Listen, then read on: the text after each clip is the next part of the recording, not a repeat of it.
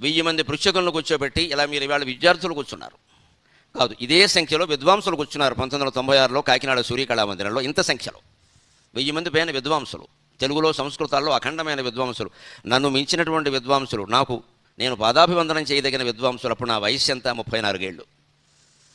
ఆ వయసులో అంతమంది విద్వాంసులు 1000 రకాల ప్రశ్నలు వేస్తే అందులో సమస్యలు అనే పేరు మీద 250, దత్తపదులు అనే పేరు మీద 250, వర్ణనలు అనే పేరు మీద 250, ఆశువుగా అప్పటికప్పుడు పద్యాలు చెప్పడం అనే పేరు మీద 250, మొత్తం 1000 రకాల ప్రశ్నలు వేస్తే ఒక్కొక్కరికి 1000 మందికి ఒక్కొక్క పాదం చొప్పున చెప్పుకురావడానికి 5 రోజులు పడుతుంది.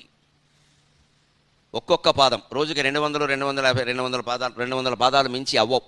6వ రోజు మళ్ళీ 2వ ఆవృత్తి ప్రారంభమైనప్పుడు 1000 మంది అలా వాళ్ళ చోట్లో వాళ్ళు నిలబడి ఉంటారంతే, వాళ్ళ పేరు చెప్తారు. వారు చెప్పగానే 5 రోజుల క్రితం వారు ఏ ప్రశ్న వేశారో దానికి నేను అప్పుడు చెప్పిన ఒక పాదం ఏమిటో చెప్పి ఇప్పుడు 2వ పాదం చెప్పాలి.